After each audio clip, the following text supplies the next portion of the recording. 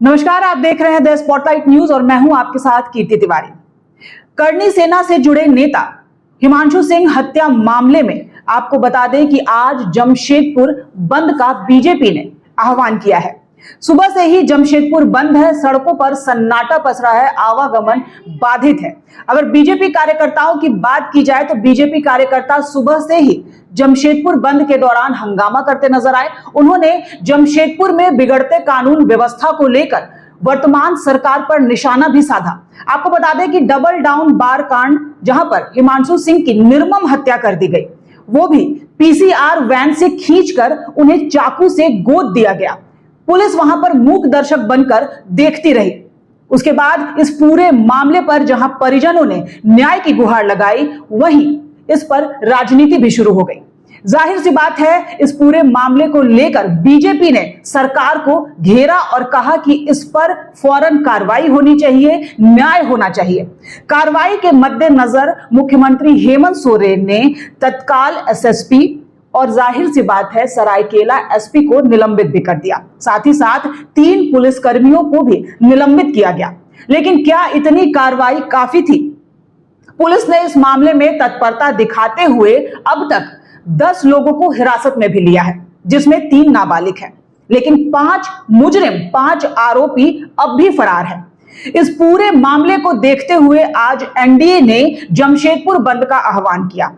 सुबह से ही कई बीजेपी कार्यकर्ताओं की गिरफ्तारी भी की जा चुकी है, लेकिन उनका कहना है कि हम तब तक नहीं रुकेंगे जब तक हिमांशु को न्याय नहीं मिलता, क्योंकि बात सिर्फ एक युवक की हत्या की नहीं है, बात बिगड़ते कानून व्यवस्था की है, बात वर्तमान सरकार में पुलिस वालों की मनमानी की है। कई लोग तो यहां तक कह रहे हैं कि क्या वाकई पीसीआर वैन सिर्फ और सिर्फ उगाही करने के लिए निकलते हैं?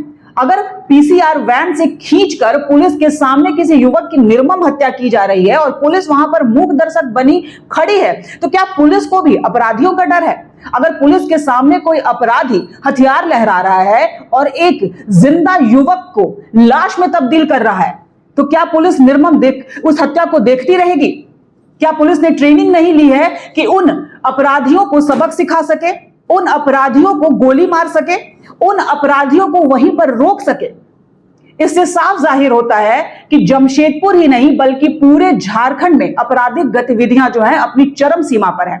जब एक जीता जागता युवा सुरक्षित नहीं है, तो भला एक आम नागरिक, क्योंकि वो केवल एक युवक नहीं था, वो करनी सेना से जुड़ा था, यानी कहीं ना कहीं एक नेता भी था।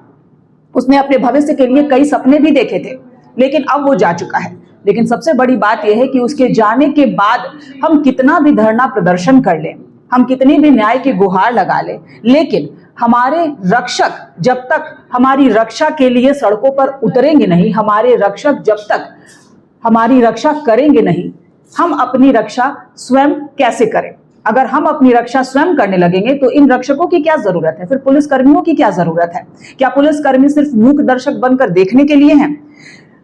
द स्पॉटलाइट न्यूज आपसे सवाल करता है कि क्या इस पूरे मामले में अभी तक जितनी कार्रवाई की गई है, क्या वो कार्रवाई काफी है?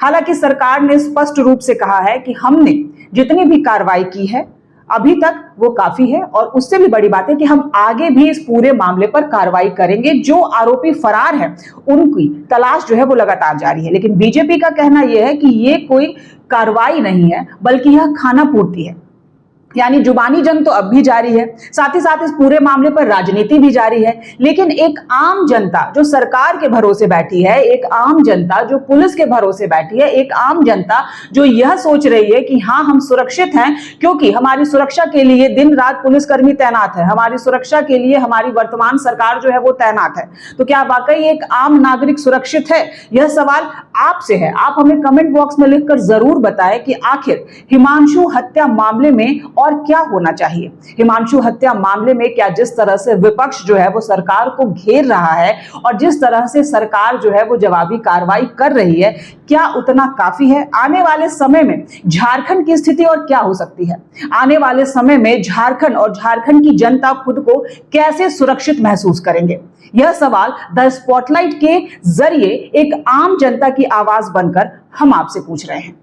आप इसका जवाब हमें कमेंट बॉक्स में जरूर दें और हिमांशु मर्डर केस से संबंधित पल पल की जानकारी हम आप तक पहुंचाते जाएंगे। इसके लिए आप देखते रहे द स्पॉटलाइट न्यूज।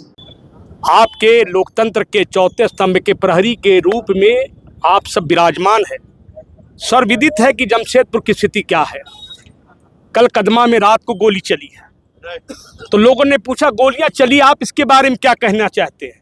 हमने कहा आए हुए एसएसपी साहब को उन्होंने सलामी दिया। अपराधी लोग, उन्होंने कहा कि हम लोग जिंदा हैं, आप हमारा ख्याल करें। हमें पूर्ण विश्वास है कि नए एसएसपी आए हैं, कठोरतम कार्रवाई करेंगे पुराने एसपी को सबक लेकर। दूसरी बात, आज की बंदी स्वतः पूर्ति बंद हो गया। कल जब सब लोगों ने, भारतीय जनता पार्टी के लोगों ने घूमा, तो लोगों के चेहरे की आभा देख करके प्रस्तुत लोग कर रहे थे, प्रकट कर रहे थे। लोगों ने कहा कि हम बंद करेंगे, क्योंकि जब आदमी की आवाज़ दर दर भटकता रहे तो यह आशियाना क्या कहेगा, और जब पतझड़ के समय बहारों का नीलाम होता रहे तो अफसाना क्या कहेगा।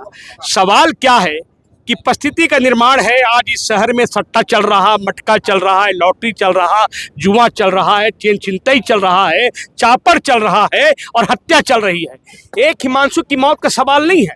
एक हिमांशु की हत्या होती है, कई हिमांशु की हत्या हो जाएगी। चैन छिनतई तो आम हो गया। अरे भैया, चैन छीन रहे हो और दोनों हाथ भी काट दे रहे हो। बिरसा नगर की घटना हुई है, अब आप बोल दीजिए कि कैसे होगा। हम सभी लोग जानते हैं कि बिना पुलिस के साथ गांठ में इतना बड़ा क्राइम को कोई मर्द नहीं है इस शहर में कि उसे अमली जामा पहना दे। एक खाकी वर्दी से पिछले दिनों के पीढ़ियां डरा करती थी, आज वही खाकी वर्दी के पीसीआर वैन निकाल कर उसे चाकू मारा जाता है, और पीसीआर वैन में बैठे हुए हमारे अधिकारी पदाधिकारी हाथ में राइफल लेकर के शोभा बढ़ा रहे थे। अब सोची लानत है, एक माँ की कोख सुना हो गया।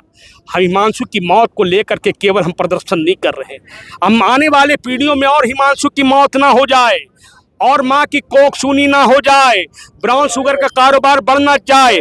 जब तक आप रावण के नाभि का इलाज नहीं करोगे, सर काटते रह जाओ, कोई फर्क पड़ने वाला इस शहर में नहीं है। जब गंगोत्री ही गंदा है तो आप गंगा की धारा पटना और साहेबगंज में गिनने से क्या होगा। इसलिए गंगोत्री को साफ करना होगा। रात को नेताओं की थाना में भीड़ रहती है,